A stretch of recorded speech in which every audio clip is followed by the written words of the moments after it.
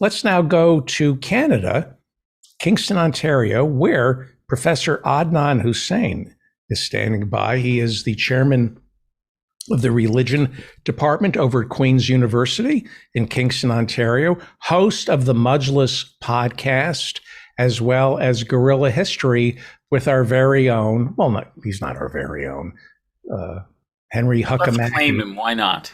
We'll claim him. We own him.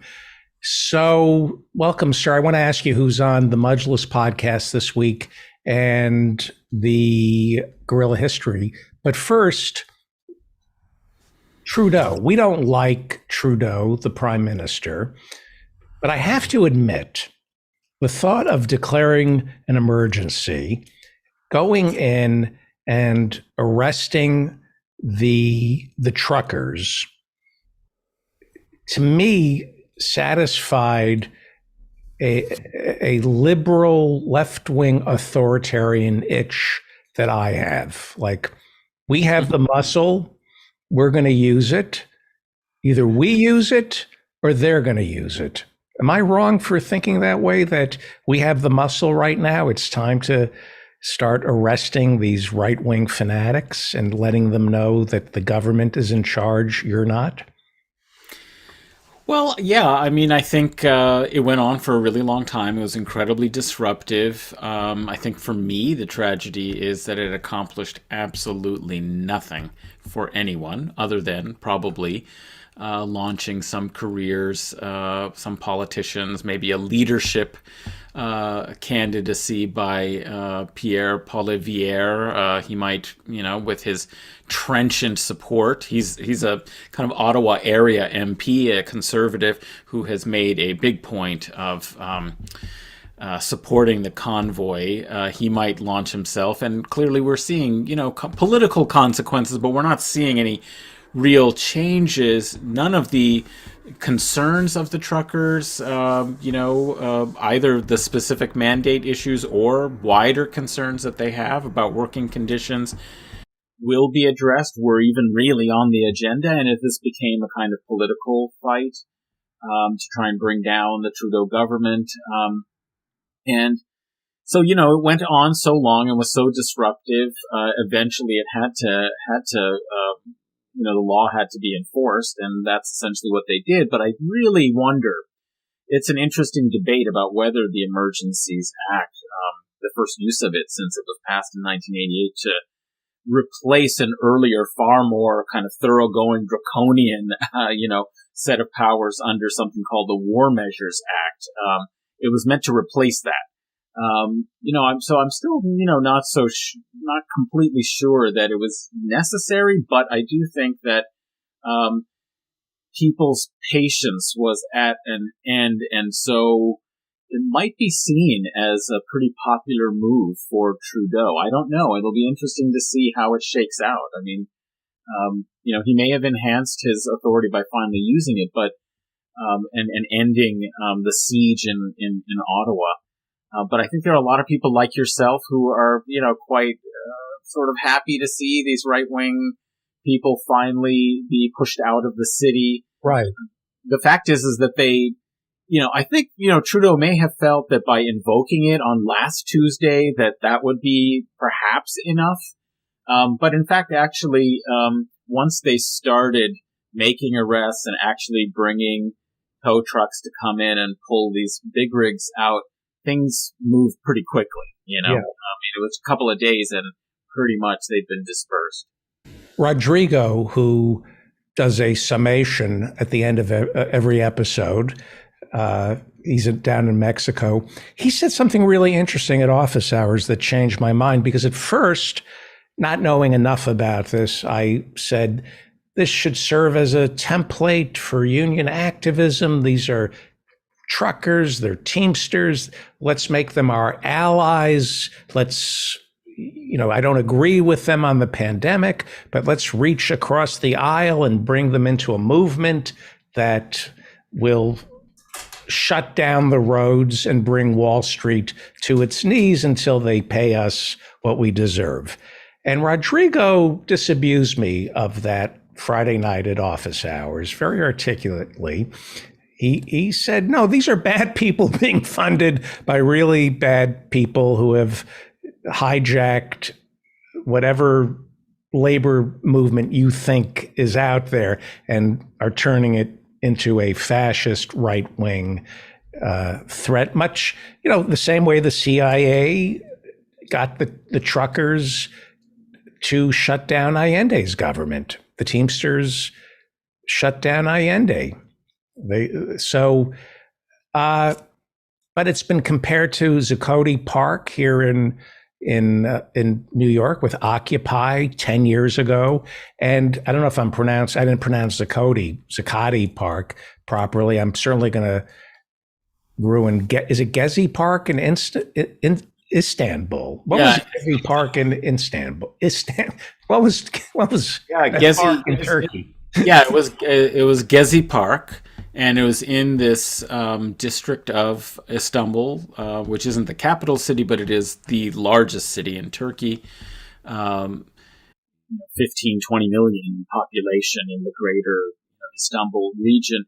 And it was one of the very few little green patches in one of these major center city districts that was approved by the government under Erdogan to be turned into a mall or converted to some commercial purpose.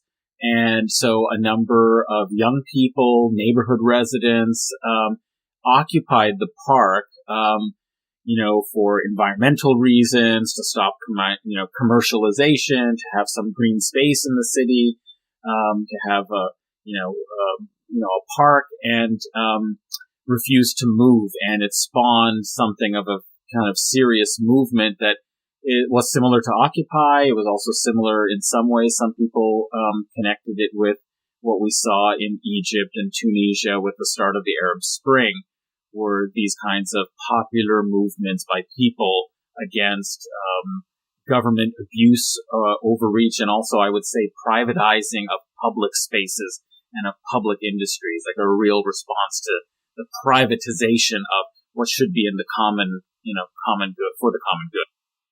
So, fascism. Can you hear me? Yeah, I can. There's some white noise that only comes on this Zoom call that I have with you. I'm not sure exactly what's happening, but it goes away when I mute, or maybe also when you're muted. So, okay, let me see. Fascism. So, if I were president, if I were Joe Biden, I would say to the American people, we have a problem in this country. We have white nationalists who are terrorists. They are killing more Americans with their guns than any foreign terrorist group out there. They want to secede. They want to become sovereign nations. This is the rule of law, and we're going to enforce it. We're going to come down hard on the Oath Keepers, the Proud Boys, these militia. We're going to crack down, and we may even arrest the wrong people. Sometimes that happens when you're trying to save the country.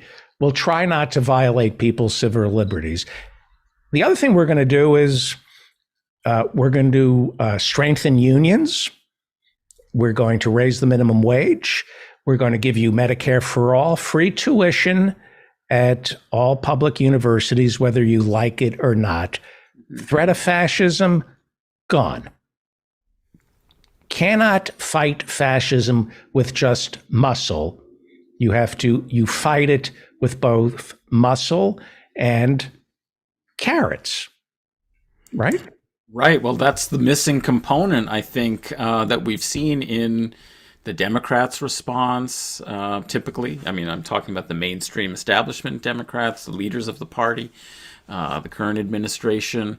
There's been some work on that, but, far less than was, required, and predictably far.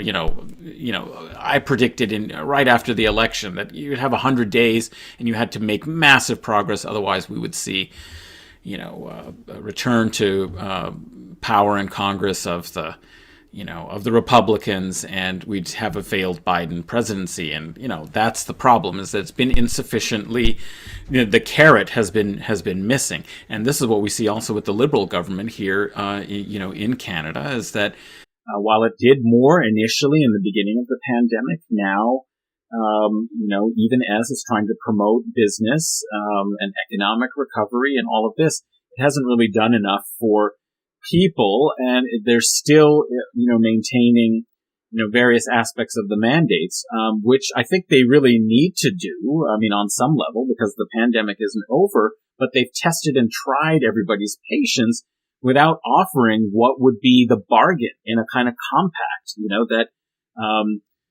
you make some sacrifice, that you don't get to live exactly the way you would like to under normal circumstances when we don't have this health scare, this health problem. But as we will do what we can to make sure that your life is comfortable, your kids can be educated, you still have a job, and that you're able to stay at home. I mean, I think that's the hypocrisy of the way in which some people are so comfortable with the mandates continuing because they can work from home. I'm one of those.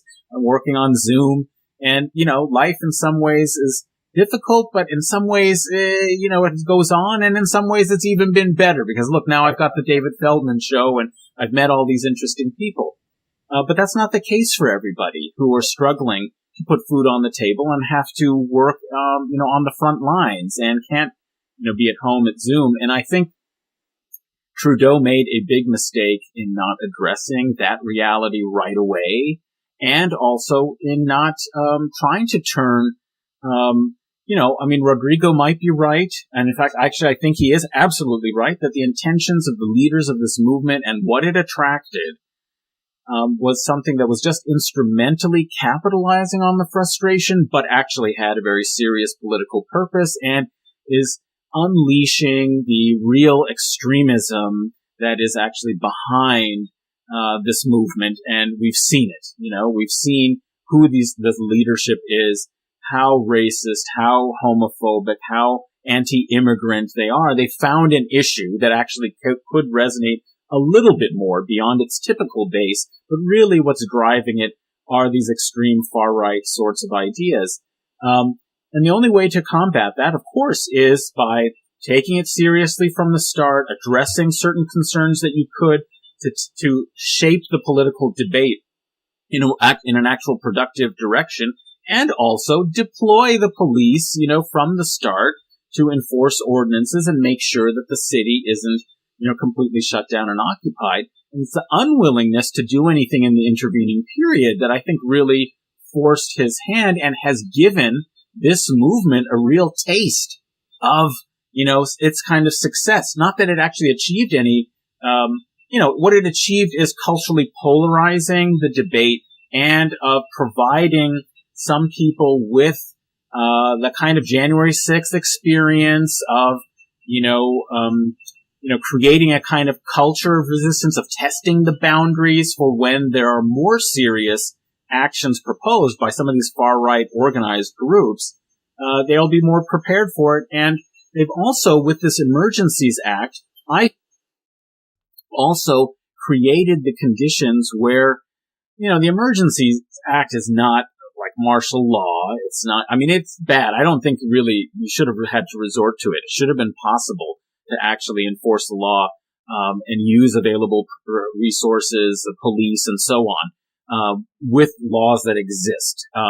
But what they've done is they've actually been able to create now, something that they will remember for years here and continue to organize around by actually forcing Trudeau into the position of being the first to actually invoke the Emergencies Act. And, I think, again, just like the Democrats seem not to get it and aren't politically savvy. This is one of my biggest complaints with them. Of course, ideologically, they're not as committed to, these universal policies as I wish they were. But I also am concerned that they actually don't seem to be good at politics and really recognizing the mood. So, this is, something that happened in Ottawa. Ottawa is the capital of Canada, but it is also a city in the province of Ontario.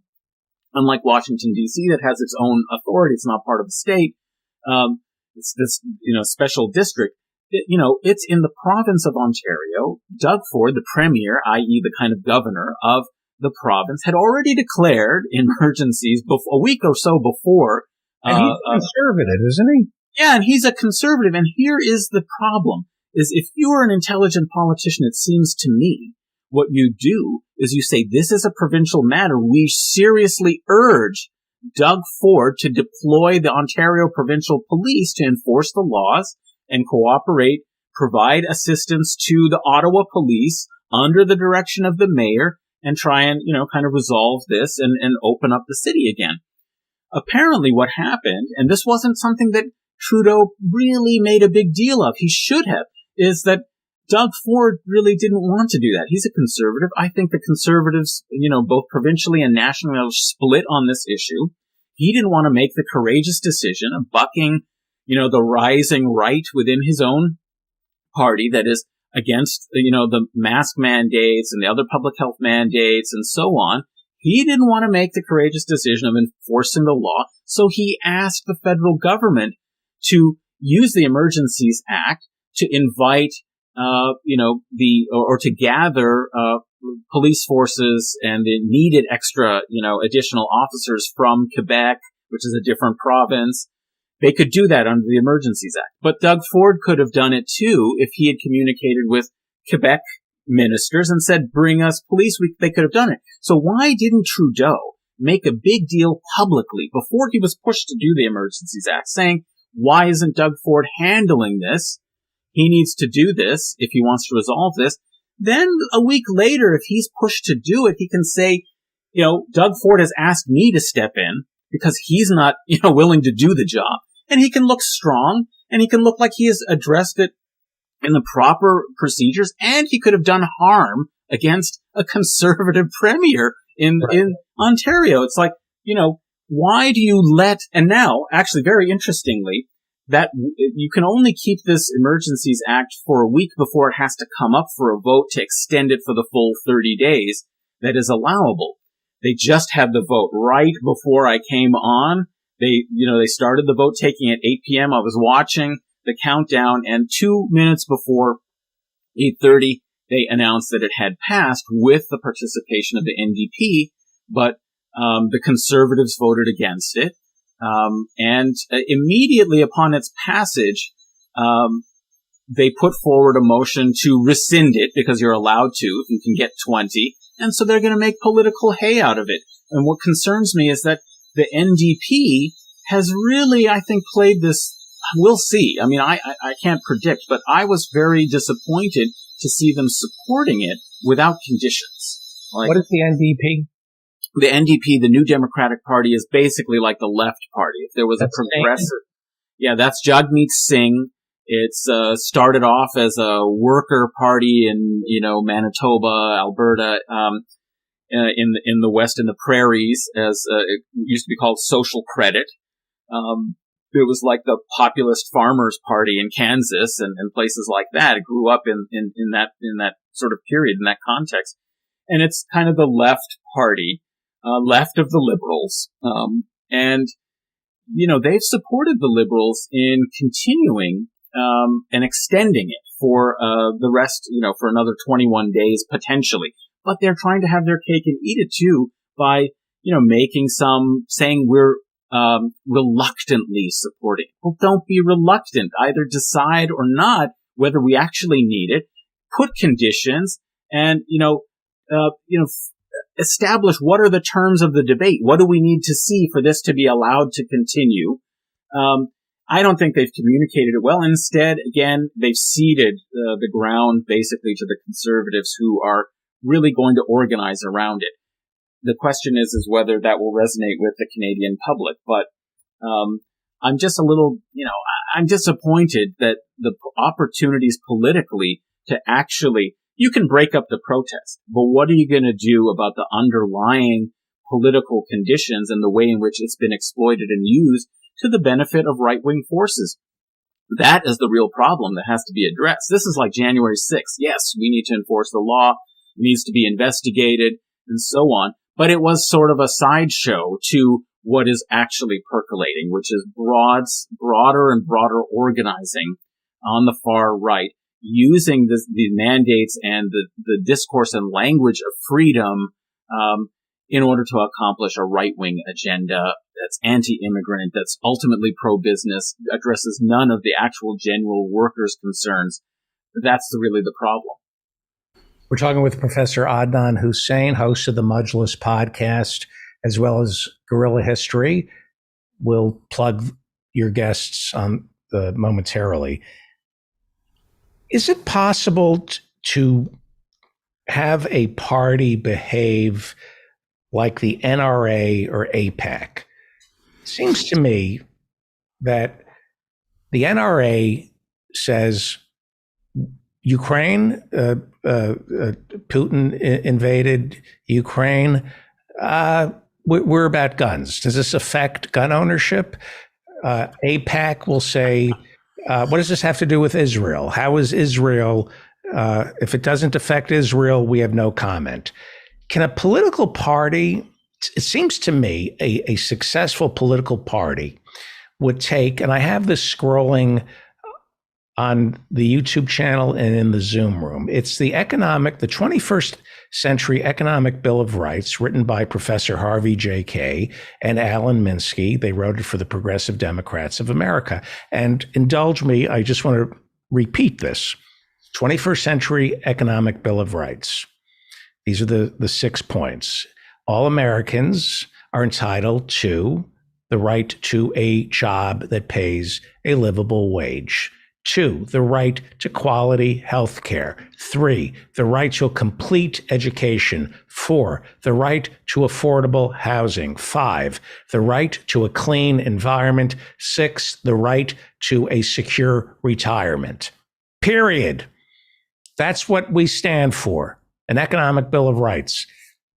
Does Singh have to have a position on the truckers? Can't a political party, what is Singh's party called? The NDP, New Democratic Party. If you were the leader of the NDP, don't you think you'd accrue more power if you said, unless this has to do with these 6 economic bill of rights, no comment. That's what the NRA does. That's what AIPAC does. Well, the difference is that the NRA and AIPAC don't need to win elections and they don't need to govern.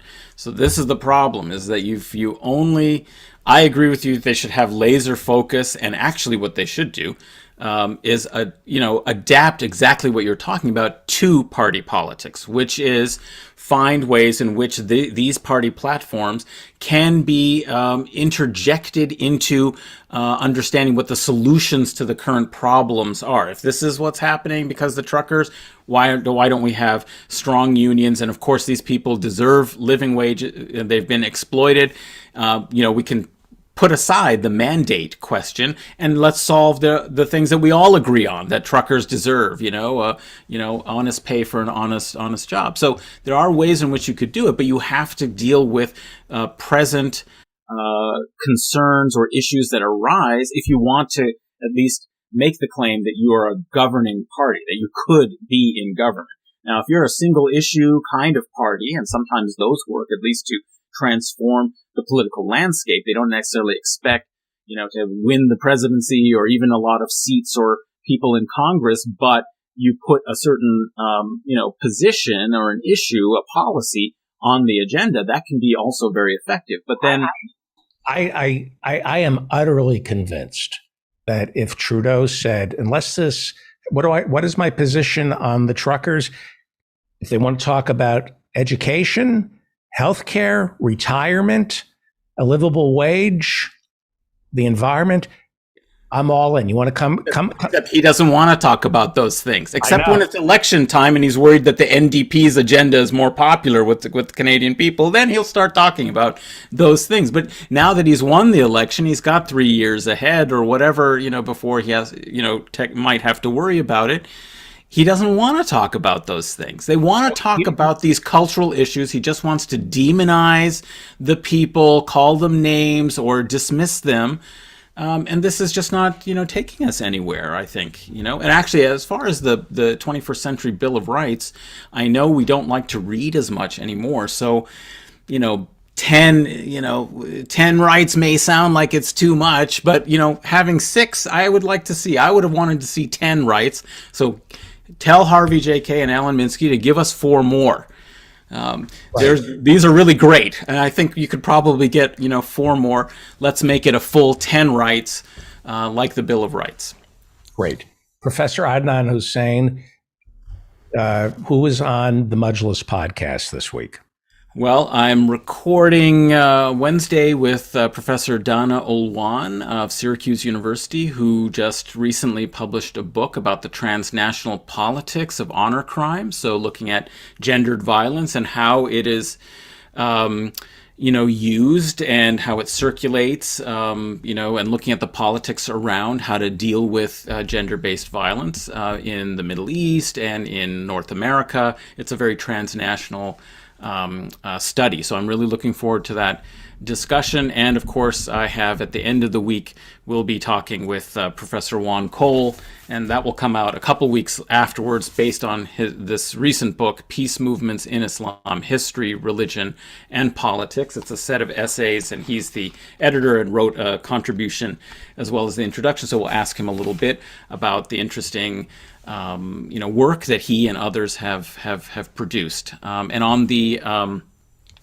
guerrilla history, we have recently, I wasn't actually part of the discussion, but Professor Ruth Wodak, who wrote a book called The Politics of Fear, and it's about linguistics and far-right movements and the language that they use, how it works. So it's the politics of right-wing discourse, looking really very broadly, transnationally at many different countries, and it's actually a brilliant conversation. And the book is really outstanding. So I encourage people to go listen to that on guerrilla history. Before you go, we're coming up.